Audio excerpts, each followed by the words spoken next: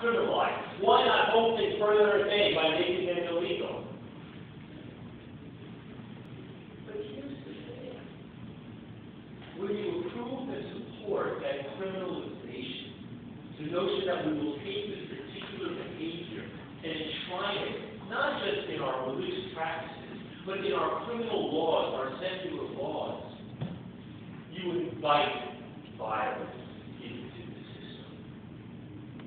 That the way we're dealing with drugs today in America is grounded in violence. The violence of the war on drugs is not just the drug dealers shooting it up in Mexico or our inner cities or wherever it might be. The violence of the current system is the violence of prohibition and criminalization. It is the violence of building a massive prison industrial complex and employing hundreds of thousands of people and costing tens of millions of dollars to arrest, to prosecute, to incarcerate, to treat millions of our fellow citizens as effectively slaves, stripped from their families, put behind bars, given numbers, paid pennies for their work. That is the violent system. And as violence begets violence, so the violence, the prohibition and criminalization begets the violence of the drug dealers and the drug traffickers and all of that.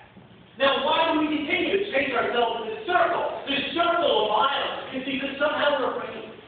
We're afraid of drugs.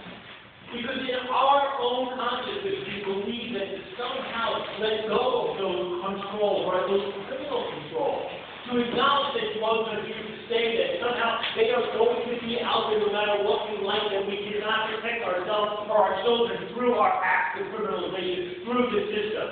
And somehow we feel deep down that to let go of this system is to invite Sodom and Gomorrah. How can we as a society survive? We've seen the worst thing drugs can do. Oh my God, if we make them legal, if we don't any longer have those criminal controls and the police, the prosecutors, the prisons to protect us, then what will happen? We will be inundated and flooded with these things. We will go down the way that Sodom and Gomorrah went down. How does that feel like?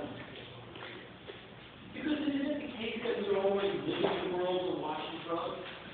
Isn't it the case that these drugs are already abundantly here and have been abundantly here? Isn't it the case that it's not just the alcohol, the cigarettes, the caffeine beverages, it's not just the illegal drugs that almost anybody can obtain if they want to obtain, it's not just the pharmaceutical drugs, it's also the future. It's the fact that in generations and 2 generations from now, young people will be living, our children, our grandchildren, our grandchildren, with as much greater diversity of drugs as we can possibly imagine.